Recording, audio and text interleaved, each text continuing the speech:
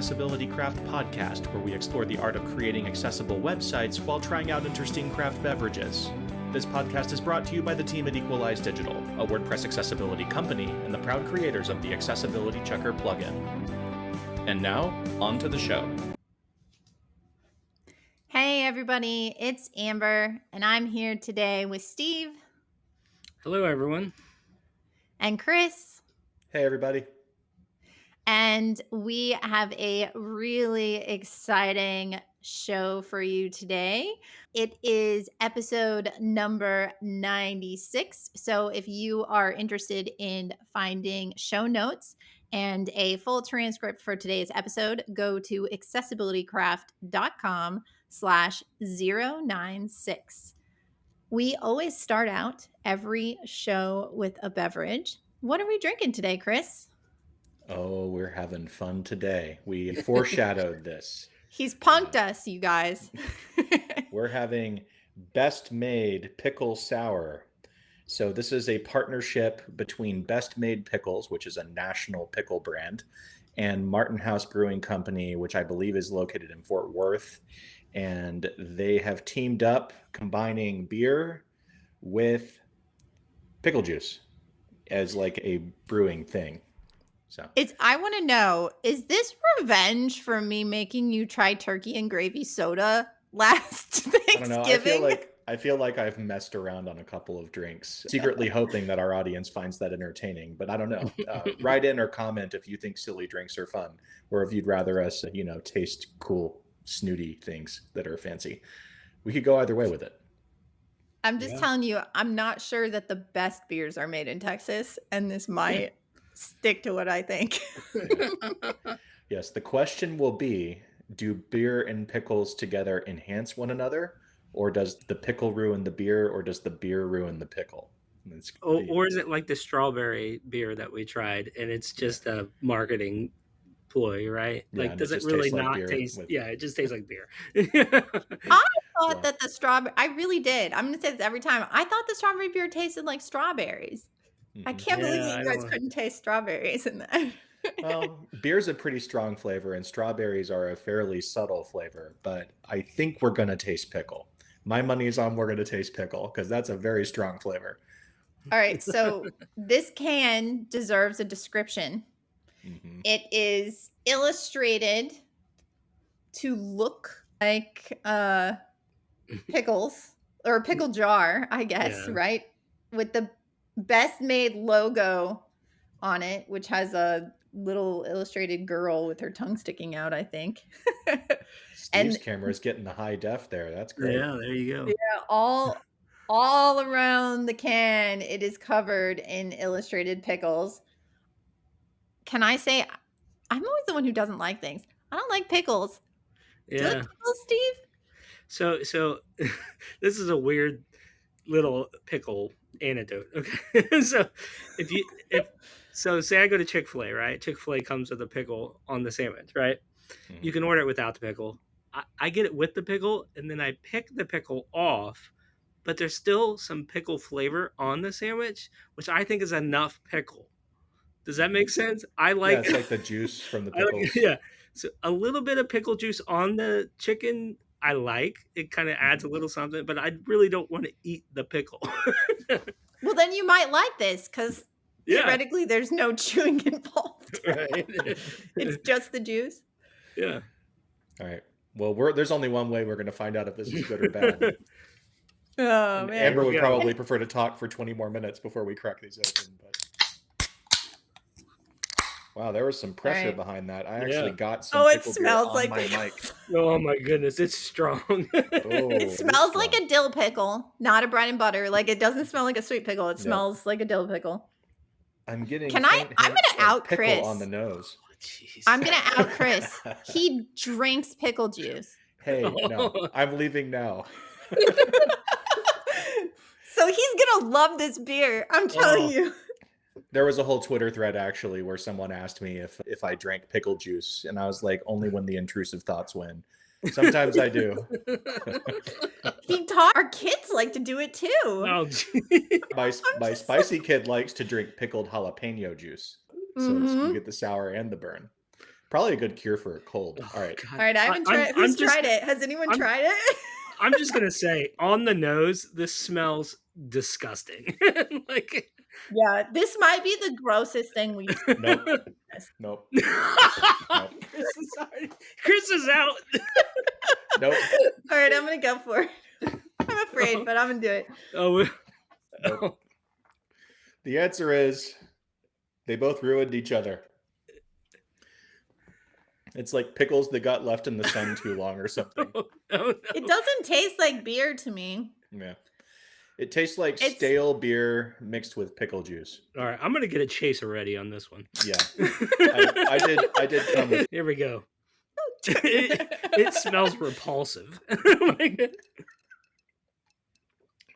Oh my goodness. Oh, gosh. Oh, it's so bad. I think this is worse than the turkey soda. 100%. The turkey soda had just kind of like a weird, sweet, salty kind of. It just. Okay, so I'm gonna be fair. I'm gonna try it again because I'm gonna try. Like, I think we need to describe it because maybe there is someone out there that this is the right beer for. Oh gosh, it's still bad. Here's my description, right? It tastes like somebody ate a whole jar of pickles, drank a case of beer, threw up, then they bottled the throw up, and then we drank it. Yep. I'm not gonna lie. Oh, that is horrible. It's pretty accurate, actually. I don't know if I could do better than that. That's okay, so it is definitely salty. Oh, yeah. Like, it's way saltier than I expected it to be. Yeah, it really has a lingering flavor. You know, I really like sour beers. But no. As a guy who drinks pickle juice, like occasionally, like a small little tiny like shot glass of it for like the electrolytes, and just because I like that flavor, it's the beer is what ruins it, honestly, for me. Like, as a guy who likes to occasionally drink a little bit of pickle juice, the beer part ruins the pickle and the pickle ruins the beer. Neither of them work together in this way. So it is truly a gag drink in every sense of the word, in my opinion. I don't know. Maybe there's some people out there who have very different palates from the three of us that would appreciate this, but this is a firm and instant thumbs down for me. Two thumbs down. Yeah, I think we all give this one a thumbs down. It really has like hamburger aftertaste to me. Like, I don't eat hamburgers, but that's kind of what, like, the flavor that is left in my mouth is that. Yeah. And I'm gonna use my A2 mug here to take a chaser. I know what you use this for. When your kid asks to try a beer, this is the one you get out. There you go. And guarantees they will think that beer is disgusting and never want to drink it ever again. Until they're an adult, they learn better. Yeah. I'm pretty sure only in the US do we like try to make our kids not, like in Europe, they're all like, yeah, here, have something delicious. We're all like, no, it's horrible. Oh man. Usually I can sip on them throughout the show and like they grow on me a little bit, but I don't think so. I set that one far away on the corner of my desk. Yeah, that one's pretty so we've got like 2 extra. Do we have to think of someone fun to give them to for Christmas? All right. Well, you want to know what else left a sour taste in my mouth? Yeah. Hey. It was visiting my city website earlier this year, right after my city, Georgetown, Texas, got a brand new website. And I was trying to go find information on like our water bill on a Saturday. And I saw this brand new website and I was like, ooh, I'm an accessibility person. I'm going to see how accessible it is, because I knew that their last website was really bad. In fact, I had actually used their last website during one of my accessibility testing workshops as a demo, because it was really good for showing all the possible problems you could see. So I was excited because I thought maybe it'll be better. And then I realized that it wasn't so great. So I want to talk about that today. And specifically what I want to talk about is filing an ADA grievance, because I filed an ADA grievance with my city about their website. So that's what we're going to talk about today. Because their website was just about as nasty and bad as Best Made Sour Pickle Beer. I mean, why'd you file this grievance in the first place? I think that's a good question. So a little bit of backstory. I mentioned that the previous website was not accessible and I'd actually used it in demos. I had tried at one point in time to email the city's ADA coordinator because there was someone listed on the website that was the ADA coordinator for the city and give them feedback on the prior website. And I had emailed maybe 2 or 3 times, not from my company email, just from my personal Gmail account, like not saying I was connected to my company, like nothing, because I didn't want them to think I was just trying to sell them something. Yeah. And I had emailed and been like, hey, this is an issue on your website. Do you think you could fix it? It was a WordPress website. And I was like, here's a plugin that would be better than the plugin you are currently using. And it wasn't my plugin, right? It was just like I was trying to give them help and I never got a response.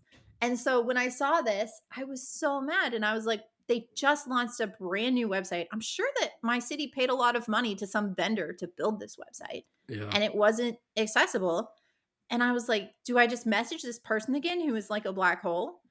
And then I saw on their website, the Americans with Disabilities Act page, and there was a link to file a grievance. And I was like, I think maybe if I file a grievance, they will have to respond. So that was how I decided to approach it because I had tried reaching out to them and had gotten nothing in the past.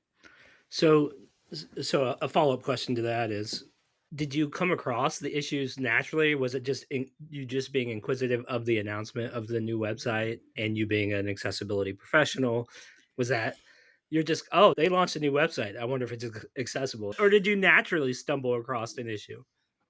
So it's kind of a combination of the two, right? So one of the things that I saw right away was there's like a pop-up. There's also a slider that changes on the homepage that doesn't have a pause button.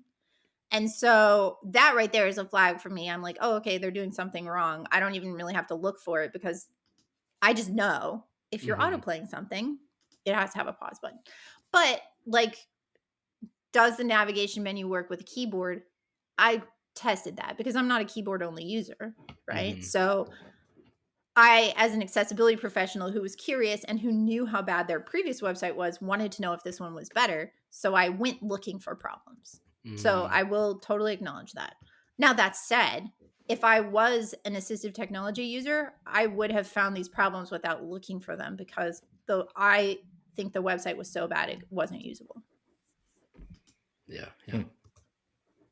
So we've established you don't use assistive technology other than in your day-to-day as an accessibility professional. You don't identify as disabled. Are you allowed to file ADA grievances? That is a good question. I wondered this myself as I was sitting here debating what to do on a Saturday. And I went to ada.gov, their file a complaint page. And what it says is, if you believe that you or someone else was discriminated against based on a disability, you can file an Americans with Disabilities Act complaint. So I believe, based on that anyone can file an ADA complaint. If you believe that someone with disabilities has been discriminated against, you can do it on behalf of them. You don't have to do it only on behalf of yourself. Yeah. So to put that in a real world context, if you're a person walking by on the street and you notice that a publicly accessible building has a staircase but no visible wheelchair ramp, you don't have to be in a wheelchair to go complain and say, hey, this building needs a ramp or alternative means of access. Yeah.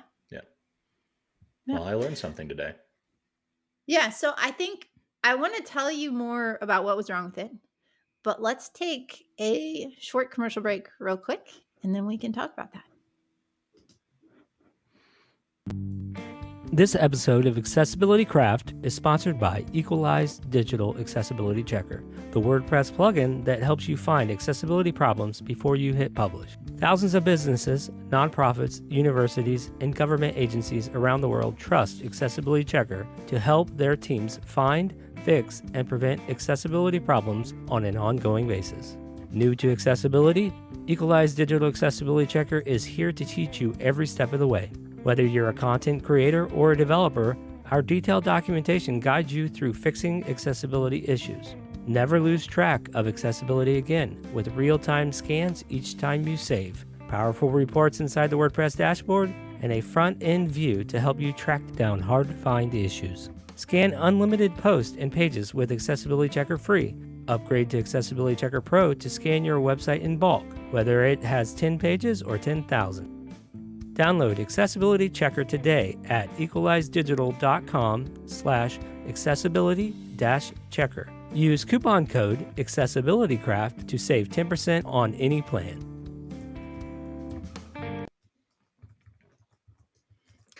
Okay, so just in the last few minutes, I kind of, in my own inquisitive accessibility professional mind, I've been clicking around and trying to see what's wrong with the website as well. But can you maybe explain to us or share with us what were some of the problems that you found on the website?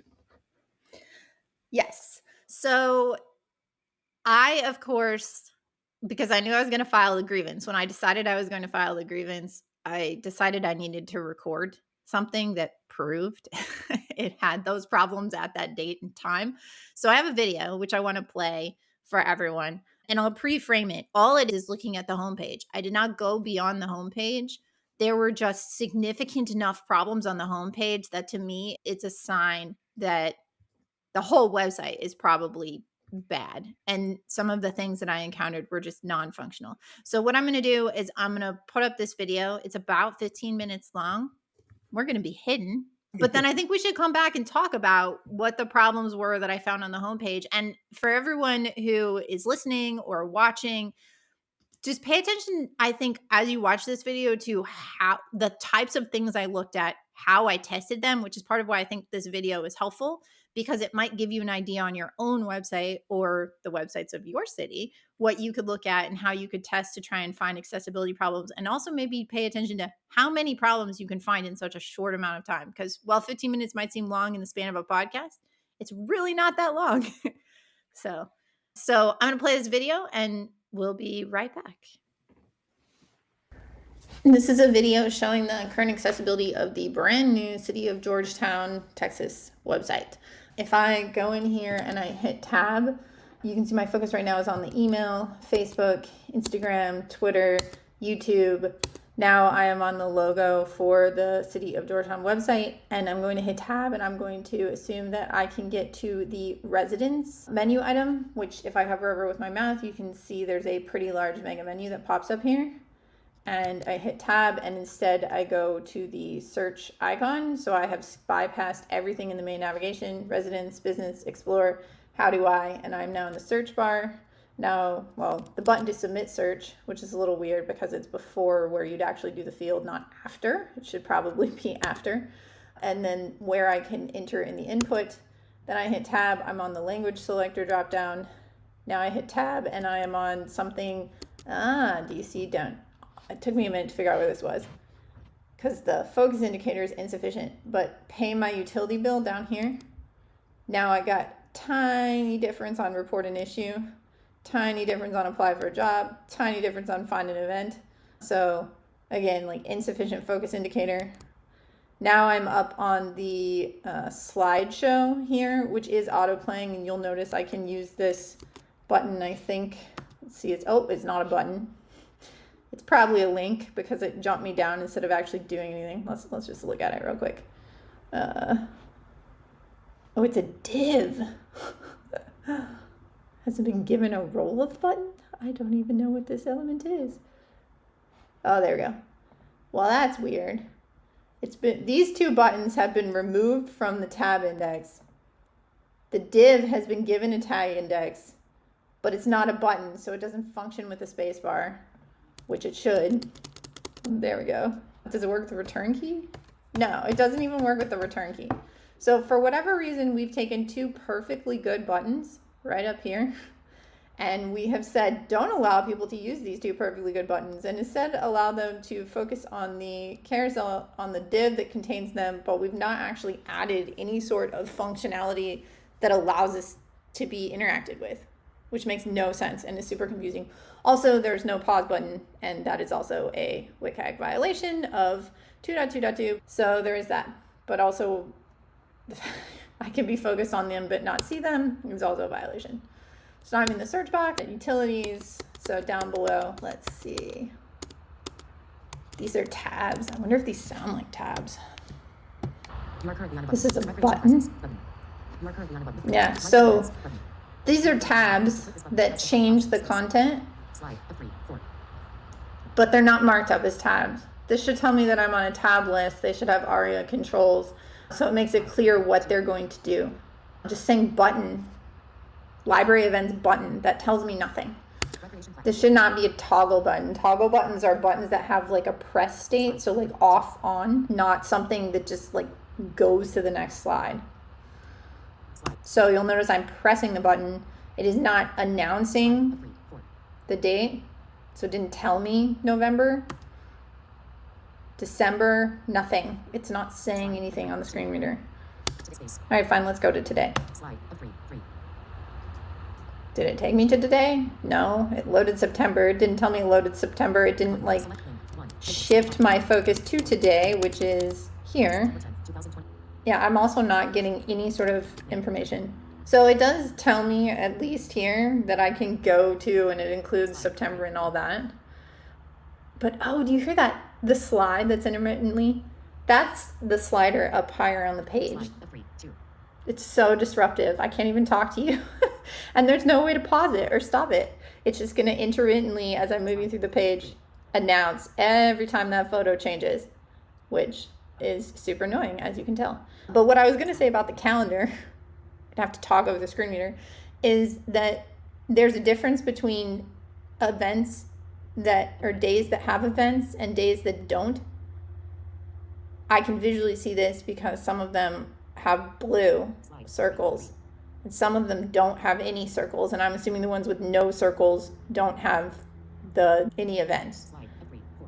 The one with the light gray circle that fails color contrast is the current day, but I bet you when I go there, yeah, so it's visually telling me this is the current day, but it doesn't tell me with the screen reader that this is the current day. So let's see, what else do we have? Yeah, and then all this stuff fails color contrast down here. You should either just not output the next month, or you should style it differently and not have it fail color contrast. I'm just going to read from here. Column 7, column 1, link 6, column 2, link 7, column 3, link 8, column 4, link 9, column 5, link 10, column 6, link 11, column 7, link 12, August 5, library second floor closure, August 5th, 9:00 a.m. to 6:00 p.m. August 13, Kelly Probst, fallen, August 13th, 9:00 a.m. to 6:00 p.m. Sep 15, with music at the library, Chesapeake, September 15th, 2:00 p.m. to 3:30 p.m. Oh, heading number 4. Report an issue, link, apply for a city job, visit, link, pay my utility bill, link, fund bar, link, mayor and city council, list 7 items. Okay, I want to go back up to these dates because I had the screen reader read it, but I don't actually think I can reach it. Also, you notice there was a decorative image right here that got read out, like a border or something. Also, these are heading 4s, which make absolutely no sense in the context of the page. We can look at the headings in just a minute. Let me go back though. This library second floor closure, as a mouse user, I can click on it and it opens a modal. How do I get rid of the modal? Oh, there's a close button way down here. Does escape key work? Escape key works. That's good. Now where's my focus? Oh, my focus. It lost focus. Look at that. When you close the modal, you got to return focus. But I can't actually get to these with a keyboard because they're not actually buttons. They should be, it's just a div. It should be a button that has, ARIA has pop up and a modal, and that modal should open appropriately and labeled. But none of this is functional for anyone who uses a keyboard. Whether there's a screen reader user or a sighted keyboard user, I can't even get to these dates. Let's look at this real quick. I find this is interesting. Like, why does this not work? So we have what we expect, a navigation. This navigation is unlabeled. It should have a label that says primary navigation. Then we have our unordered list. That's good. And then here's our first list item. So here is, I think, the mistake. We have this text residence right here. And then we have a link, which is totally wrong. There should be a button that has an ARIA label on it, but it's not actually visible anywhere on the page. Now, I bet, let's try something here. If we were to edit this and put residence in here instead. Wait. Oh no, this is why. In our CSS, we actually have display none right there. There we go. That's the true problem.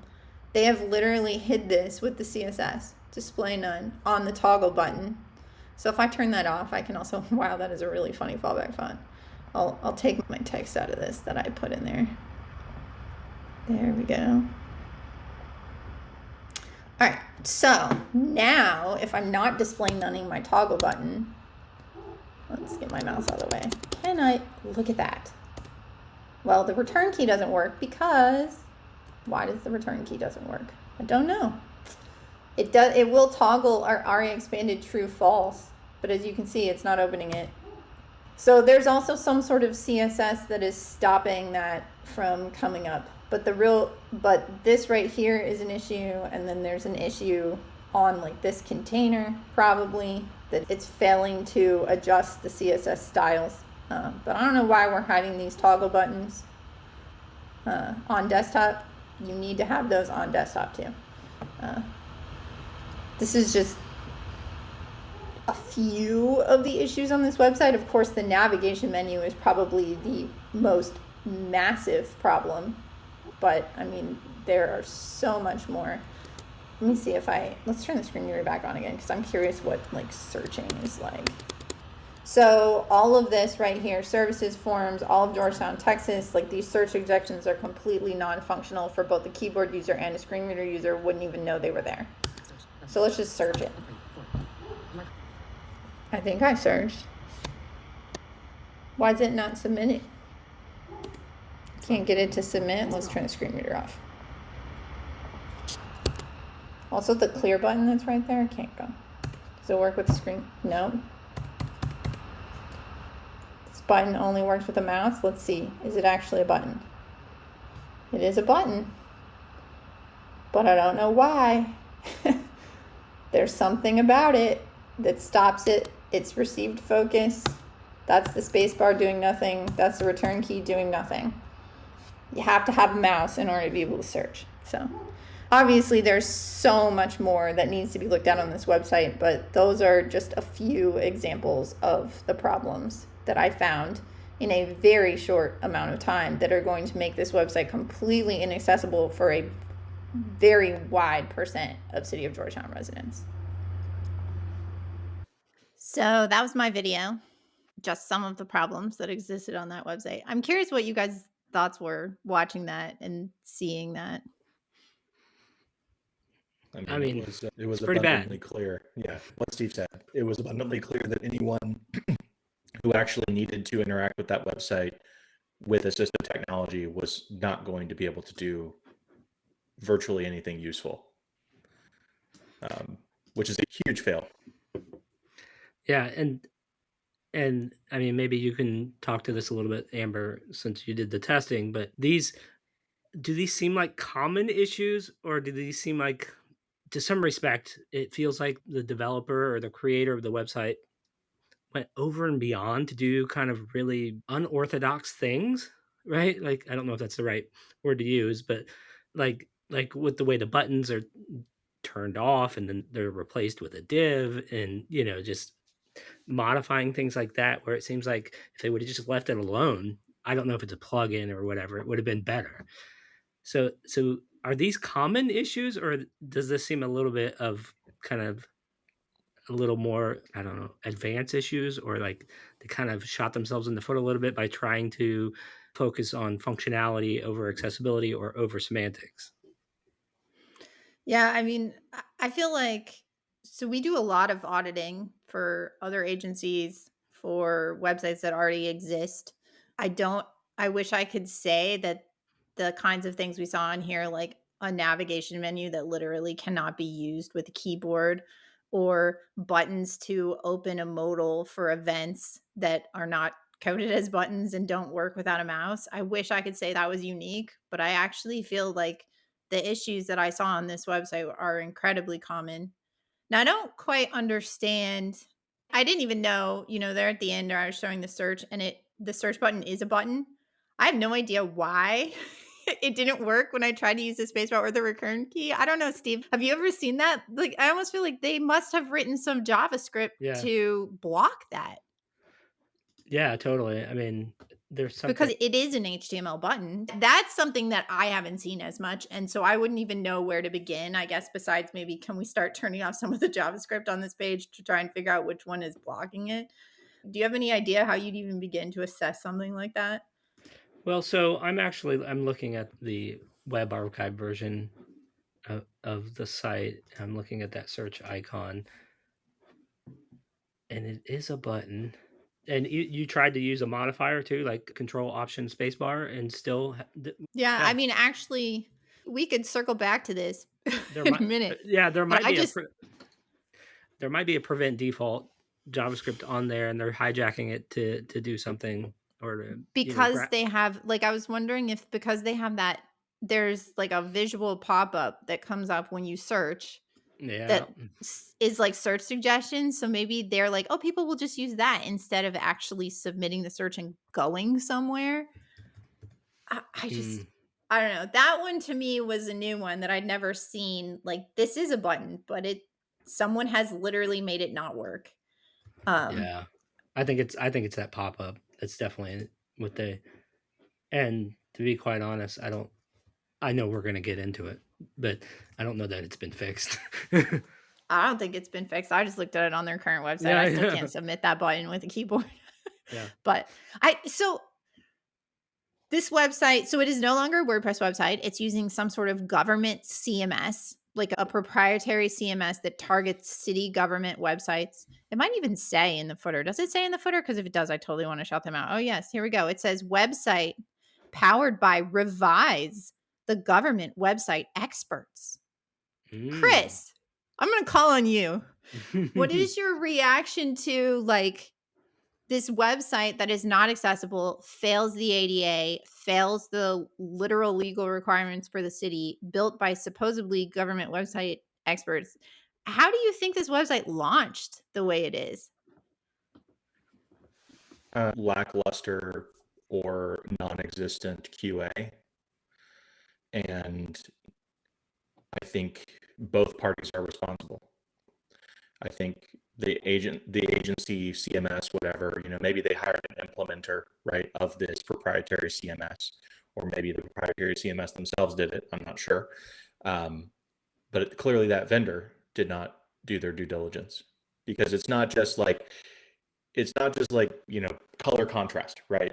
It's like links and buttons getting confused. It's tabs not being coded properly. It's keyboard traps or keyboard nav bypassing entire sections of arguably the most critical part of a website, which is the freaking primary navigation menu. Like, to me, that's an indicator that the agency and their technical team do not understand accessibility fundamentals at all, and they are not testing for them at all.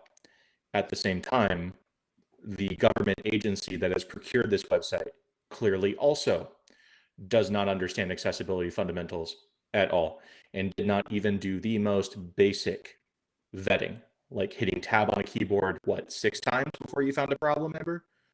Or just clicking on a wave button? Like, and maybe it's an education issue they don't know to check, right? Because accessibility is a, quote, invisible problem to 80% of the population.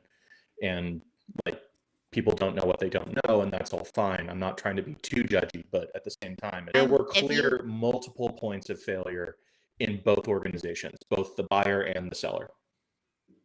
And I mean, that sort of makes me wonder a little bit about the ADA coordinator. I'm going to say it because I've previously emailed this person. They never responded to me. And I'm like, if anyone should have a job that is like QA our new website, it seemed like you might go to that person. And it does make me wonder, like, what kind of training does that person have before they got that job or when they started in that role? Did anyone give them training, or are they more of like a paper pusher, like they respond to complaints and like move things forward, but they don't actually have any real knowledge about website accessibility or maybe even building accessibility for all I know. I don't know. I found this very frustrating, which is why I ended up being like, I'm just going to file the grievance.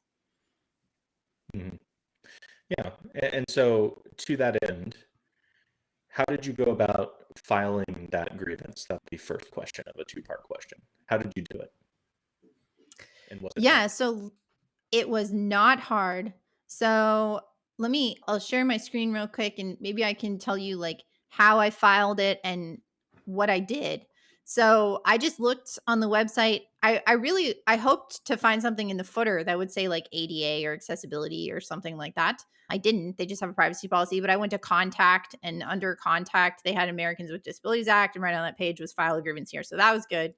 Then it took me over to a form that I could submit. And so I had to provide information. So my name, my address, my phone number, my email address, the date of the incident. So I just put the current date, and then description of the incident. And I just gave a brief description of some of the issues I found.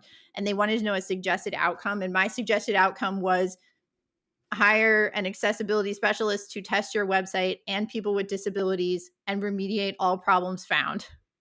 Obviously, I did not list everything out, but I was basically like, I want you to go find somebody who actually understands this because clearly you all don't, and then get it fixed.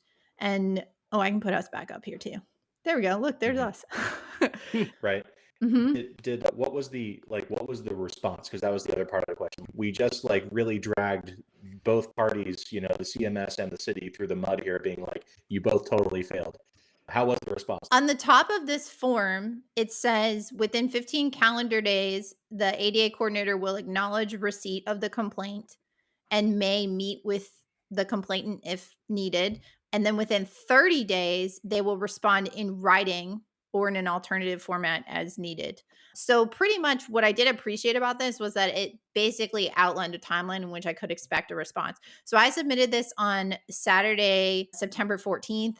I got a automated reply immediately afterwards via email that basically said, hello, thank you for your grievance submittal. A copy has been sent to the city's legal department, the ADA coordinator, and our records retention manager. You can expect the following. And so basically that same information. And then if the options that are offered by them don't resolve, I can file an appeal within 15 days of their final notice. And it gave me an address that I could send over if I wanted to write an appeal or anything like that. So that was the initial response. Then I did receive an email from them on Wednesday, September 25th. So this was faster than I expected. I actually think I was at WordCamp US when this came in. So like 11 days later. And it just said, good afternoon, Ms. Hines. I hope this finds you well. We've received your request for assistance with website accessibility issues. He repeated issues that I mentioned. So keyboard inaccessibility, navigation menus, empty headings, missing form labels, hidden items receiving keyboard focus. We appreciate you bringing those items to our attention and for your recommendations to have a trained accessibility professional audit the website and develop a plan to remediate those issues. We as a city staff are evaluating your request and communicating with our website vendor and working to identify the issues you've raised. And they said they'll provide me a more formal response no later than October 14th. So that was at 30 days. I did not reply to this because I was at WordCamp US and I was just like, okay, great. It's moving through the process. And then on October 10th, they responded back to me. And this is what they said. They said they're committed to access to people with disabilities. They appreciated my contact, listed back all the problems that I had listed again. And then they said, we as a city staff have evaluated your request and have made the following changes to the website. They said the navigation is fully keyboard operable and the dropdown can be opened with enter and closed with enter or escape. Mobile navigation is now in tab order and can be navigated with the keyboard. They removed empty headings and hidden items, removing keyboard focus. Quick link sections now allows focus to the elements on the screen, and the left and right arrows will display more links if necessary. Calendar events now receive keyboard focus. Modal can be opened with enter. When closing the modal, the focus will be set on the last clicked element instead of resetting the top of the page. They said they fixed color contrast issues. The search pop-up can be navigated with left and right arrow keys and can be closed with escape and focus. And they basically said, and then they said, if there's any additional items, please let me know. And this came from their transportation manager, comma, ADA coordinator. And they sent me a PDF of this letter. I have not tested it to see if it's tagged. I almost probably should have done that before this podcast to see if they sent me an accessible tagged PDF. But it's the exact same text as in the email. So I was a little bit like, maybe I give them a pass on that because they also had it in plain text in the email. So this is what they said. They said, hey, we fixed a bunch of things. And that was the response within a timely manner, which, I mean, my initial reaction to that was, that's awesome. Their navigation menu works now. But that was kind of what the process was and the response. What do you guys think about how the website looks right now? Yeah. Do we want to just make an overall? Can I share my screen? Like, can we have? Yeah, you share your screen, Steve. We're gonna let the dev Right. expert here give us an assessment on how accessible he thinks this website is now. If it'll let me, hold on. Let's try this. Well, while Steve's pulling that up, I will say that I'm just doing some quick keyboard tests right now, and it's way better than it was in your video. Yeah. So that's nice. Are you able to open the nav menu with the keyboard? So, like Amber said, you can get to the keyboard now, or you can get to the navigation with a keyboard. For those listening, Slider are still broken though. Sorry to interrupt you, Steve. I'm just yeah. things. I'm on the navigation, and when I tab through the navigation items, there is outline. It's a little wonky looking. It doesn't really fit around the link real well. It's real tall, and this is probably a developer thing, just trying to get the spacing that they want. They probably just added a padding to the top of the navigation item. But so I'm able to tab through, and I don't have to go through the submenu items, right? If I would prefer maybe a visual indicator to toggle open the menu, there isn't one, but I can toggle open. They've got a very large kind of mega menu with 4 columns, and I'm able to go through with no problem. I move on to the next one, then I can initiate that. So this is improvement, and probably one of the bigger improvements that you can make, because if your navigation's not accessible to a keyboard user, that's like a huge problem. Speaking of huge problems, I mean, I don't know if the city cares that much about SEO, but there's no H1 on this homepage. Yeah, so we could talk about that a little bit. So, like heading order, which heading order is something that's fairly easy to get right. Now, a lot of times we've talked about this before. Designers or developers will use the one that looks the way they want it to look, not the one that is semantically correct. So what I've done on the screen here is I've pulled up a Chrome extension called Headings Map, which basically just outlines your heading order for you. And we can see that there is no H1 on this page. It goes through H2 to H3, back to H2, and to H4. So there's no H3 between the H2 and the H4.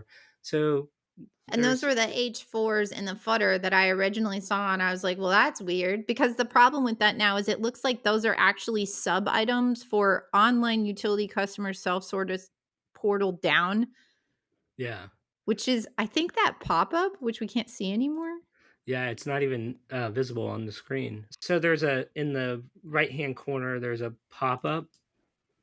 Yeah, there's a pop-up, and it's odd. We couldn't see it because the viewport was scaled down, so it looks like it's not mobile responsive. So like if you size the viewport down, it actually gets cut off until it just disappears. So, oh man, so they must have probably used some sort of absolute positioning for that, I bet. Yeah, totally. So what Amber was trying to illustrate was that the H2 in that pop-up or alert, as they've changed it to be, actually looks like the main heading for the footer The whole footer. sections. Yeah, which is a little odd. Was there so like you talked about these not being keyboard, the calendar days not being Mhm. accessible to a keyboard, which they are now. The Well, I think it focus. was the things on the right in that events column that weren't. Are you able to open and close those now? Because that was something they said they fixed. Okay, I'm tabbing through the calendar. Yeah, that focus state is still not sufficient on those Yeah, days in the calendar. So so the those can event receive list, focus now. those can receive focus now, which is nice. Now I haven't. Can you? It looks like it's a link wrapped. It wraps the whole thing, so it should read out all of it. Or I'm not 100% sure what the markup looks. Yeah, each event Just because any those event. triggered those pop-ups. No They're divs. divs with in the tab order. Yeah, so No they've roll added. of button and no. Yeah. Yes, so they would sound weird to a It screen. would sound weird because so what they've done is they've added the tab index attribute and they've set it to 0, which actually just introduces a non-focusable element into the focusable DOM.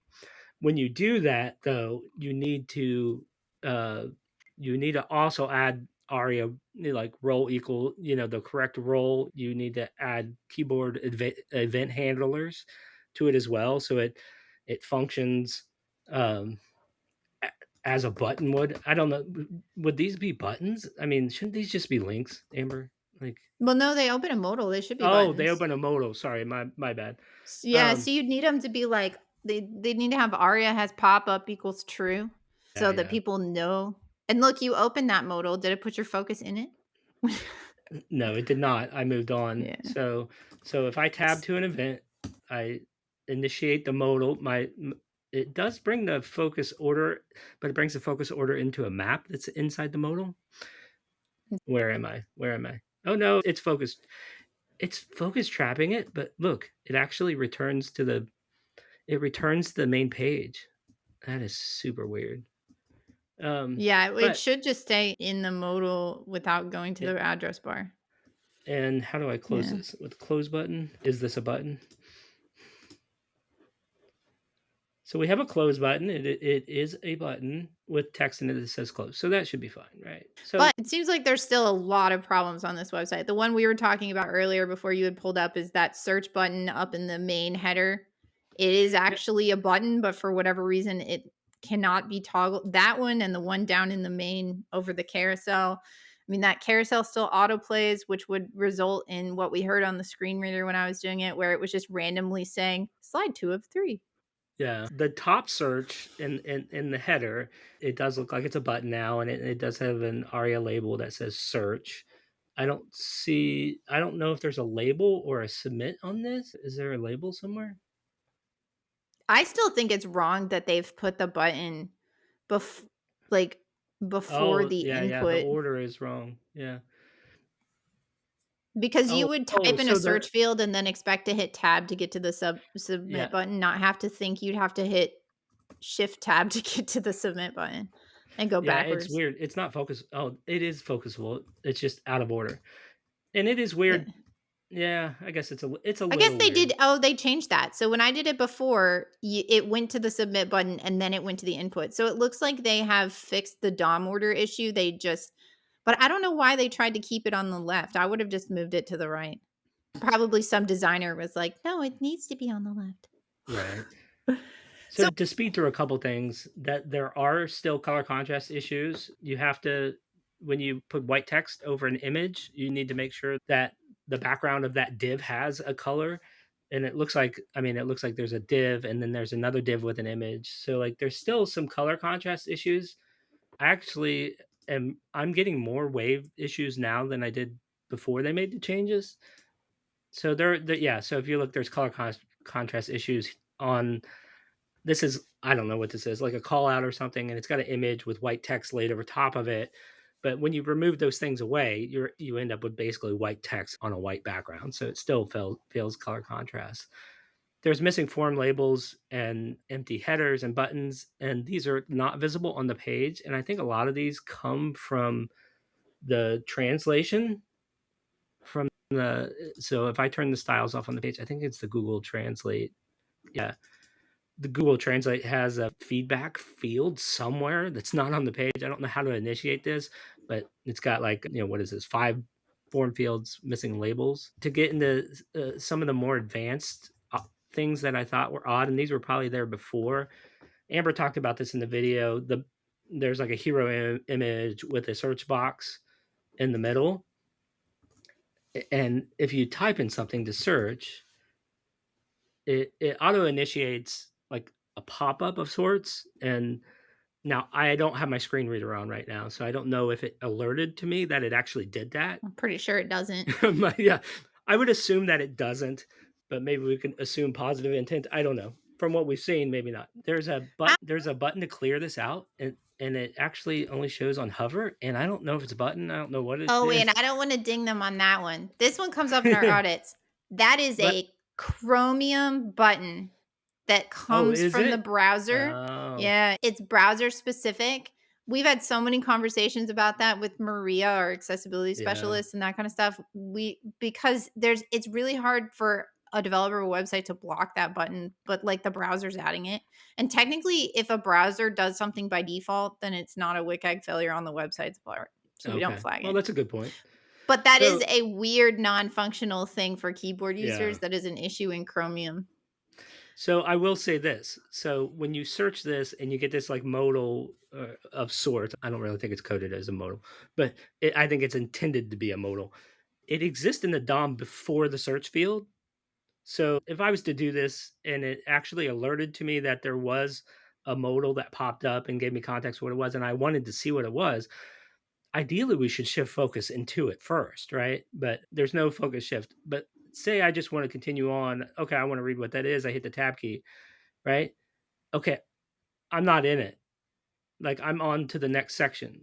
Mm-hmm. You have to circle all the way back to the beginning of the website.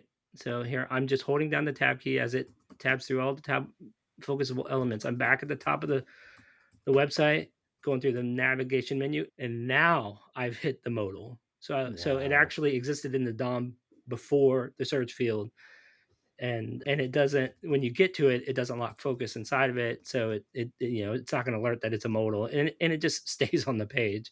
I haven't checked these close buttons and all that. Yeah, I mean it's a close button with an icon in it, so it's probably not going to read it. It's probably going to read as empty or whatever. I don't know. If this is an ASCII character or something.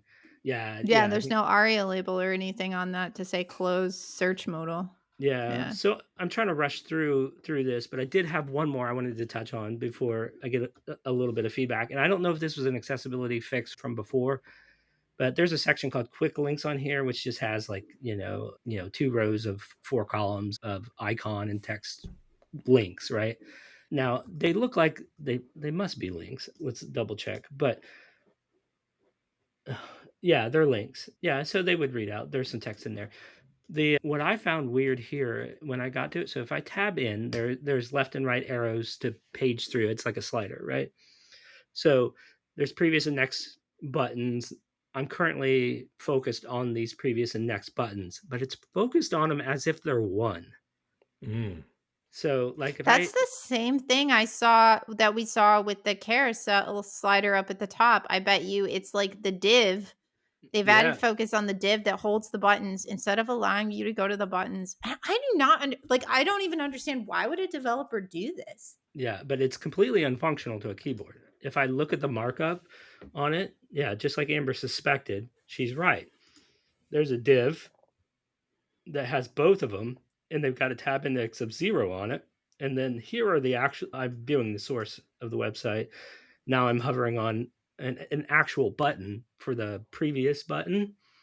And so a button is naturally a focusable element, right? Like we don't need to work against semantic elements and make them not what they're meant to be and what they will just do right out of the, So tab index -1, which removes it from the focusable DOM. So, and they've done this on both. So the next and previous buttons are completely inaccessible to a keyboard, but for some reason they gave me one div for both to focus on that does nothing. This is an interesting place to get. And like, I know when you read back like the feedback that you got, it was talking about our vendor, right? So obviously this is passing through this government entity to a vendor. We called out the vendor of this a minute ago, but that this is where, when you're building, or you call yourself the hold on, what was it? I want to make sure. When you call yourself the Government website experts. government website experts, right? Not And sure about that. and government websites are required by law to meet certain standards, right? Certain WCAG standards, right? Like, when and then your developers are not trained at all, and they're actually, I feel like there's a guessing game going on here. They're actually, in their effort to make it accessible, they're actually making it even worse. So it's like, that's why, like, vendors like this are not acting in the best interest of government entities that outsource to them. When they say they're the expert, if you're the expert, you need to be the expert. You need to either have somebody staffed that has this knowledge of accessibility, or you need to outsource, and you need to hire a company or partner with a company to come alongside you and make sure that you are meeting these guidelines that these government entities are required to follow. Yeah. So I want to step back just a tiny bit to like, I filed this grievance. They did fix one very major issue, which was the navigation menu, which, if I think about people in our town, like in our town, you actually get a lot of your utilities through the city and you don't have choices. Like, it's not like you could just go to a different vendor. And so, needing to be able to go to this website, use this website to pay your utility bill, that is a literal need in order to live. So I do think that me filing the grievance was a good thing because it made that get a little bit better. But it seems like they didn't really fully do what I asked. So I'm curious your thoughts. I think I am going to send them an email this afternoon and be like, hey, I do see that some things are better, but there's a lot that still is not working. Do you think it's worth it for me to do that? Yeah, just send them a link to the podcast episode. In terms of next steps, I mean, I think you have to think about your own time too, right? And there's plenty that we are doing as individuals and as a company to advance accessibility on the web as a whole. So I don't know how important it is or isn't that you make the City of Georgetown website like your personal accessibility battle. Like, you can if you want. And it takes citizens stepping up and saying something sometimes to affect change. I'm not debating that point. But I think in terms of what the next step should be is the city needs to hire an independent auditor. They need to review their contract with this vendor. And they need to, depending on what was in the contract, what the exclusions were, et cetera, they need to strong arm that vendor with their third-party independent audit into delivering them an accessible website, which is what is required by law. Now, I don't know what was in the statement of work. It's probably public record somewhere, and that might be interesting for a follow-up episode to this, is to try to dig that up with an open records request and see what this vendor promised them. But I think it's, what at the end of the day, cities are going to have to brush up on this, and they're going to have to advocate for themselves, because if agencies that are selling to government, if they're a certain type of agency, if they can get away with it, they will, like not doing their due diligence. And I hate to say that about my own industry, but there are agencies in this industry that if they can get away with something, if they can cut a corner, if they can hire underqualified people and promise the top-notch delivery, but hire underqualified, underpaid people to do it, they will do it. I mean, that was what that whole $2 million lawsuit settlement in California was about, against an agency that overpromised and way underdelivered on accessibility. But no, I think, one of the reasons why I wanted to talk about this on the podcast is, I mean, yes, we have some people who work in government who listen to the podcast, but I also think for all of us who are accessibility professionals, one of the takeaways that I hope people might take is, for me to fill out that form, I did not give them a full audit. You saw the sentences. I just comma separated a few things that I knew were problems. It took me, 15 minutes of me making the video only because I wanted historical proof and evidence. And then it took me maybe another 10 minutes to fill out that form. I haven't said anything else to them since then. And they did already make some fixes to the website that are meaningful. Yeah. So I would say, obviously, we can't all go around doing it for everyone, but maybe if we could do that for our own cities, we have the ability to enact some positive change. I am definitely going to email them and be like, yeah, I don't think you did a sufficient job. And I'll probably at that point out myself as an accessibility professional. And maybe I will say, hey, here's a video recording that shows some problems. What would be But nice? like, I think it was worth me spending the time doing that. And I think that this is maybe a way that people can give back. Now, I'm not saying we should all go out and do free audit. Like, I'm not going to offer to audit their entire website for free. Absolutely not. No, they should pay someone. Unless I get a tax credit on my tax bill. I don't know. Yeah. No sales tax for you for the next year. I might take that one. No, Texas, you want it to be property tax. That actually Oh might yeah, property come tax. out to Property about the tax. cost of an audit. But no, I think if accessibility professionals go out and they do that advocacy, I think that's great. I think if they, this is just me personally putting like my business ethics hat on or whatever you want to call it. But I think if you do that as an accessibility professional in your free time, I think you should try not to do that to necessarily like sell your own services and try to like use complaint channels to enrich yourself, but maybe you could refer them to a colleague and be like, I'm an accessibility professional. If that's a conflict of interest, I will happily refer you to someone else that can audit and help you fix these problems. And maybe there's a way for all of us accessibility professionals to gamify that a little bit. Maybe we refer our own cities Trade to other referrals. people and they refer their cities to us, right? And I mean, that benefits everyone, and Mhm. it also makes the city websites more accessible. And clearly we have a local and regional government accessibility problem here. Yeah, forgive I me. don't think our city is not, like, I'm pretty sure our city is just as representative of any other city's websites, right? It looks really nice on the surface, but you dig in and it's Yeah. actually a pretty bad website. I don't know if I missed it, but do they have an accessibility statement? I don't know. Nothing beyond what's on if you go to contact us and the Americans with Disabilities page, Americans with Disabilities Act page, there's something there where I got the link to file a grievance, but that's it. And again, it's not linked in the footer, which is also a little weird that they're not doing that. But I don't even know if you have to out yourself as an accessibility professional. I didn't, because I thought that what's more important is I'm a citizen in this town. Mm-hmm. Right. And I think to some degree, like sometimes when you out yourself as an accessibility professional, like maybe that is why the ADA person never responded when I emailed them directly, because they're like, oh, she's just trying to sell me something.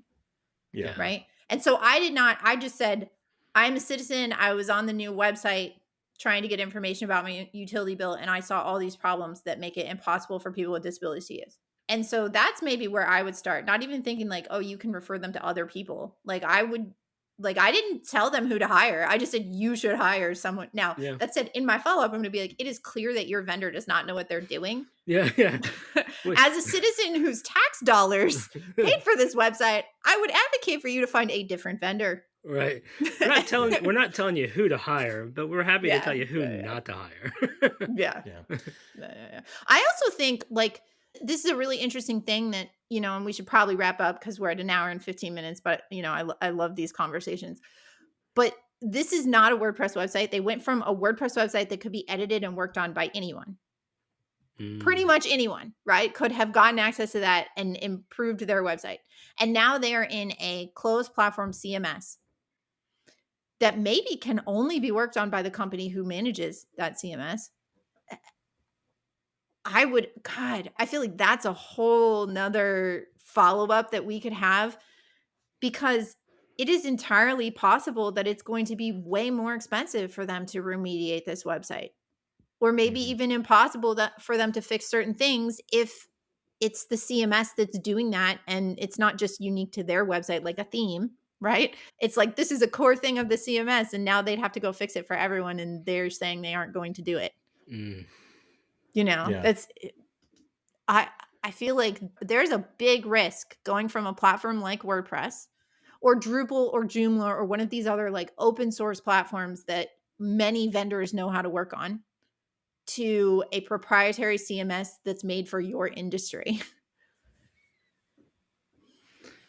Yeah, it's definitely a challenge. I mean, this is similar to kind of our space, right? Where it's like when we audit websites and stuff, sometimes it's the theme, right? Sometimes it's a plugin, and sometimes we're judging, do we create a patch to make up for the accessibility issues in a plugin, or do we take the extra step and seek out who the author is of that plugin? Do we open issues? Do we contact them?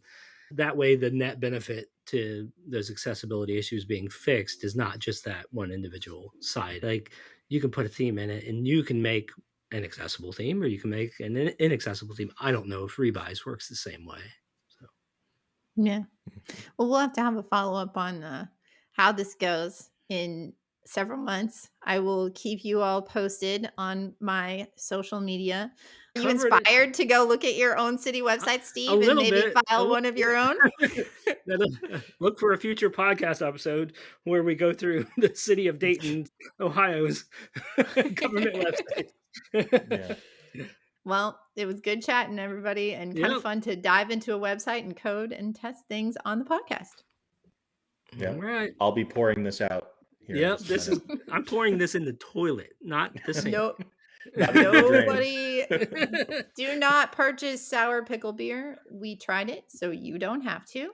We'll be back in 2 weeks when we hopefully have a much tastier beverage to drink. I'll make sure of it. Bye. Bye.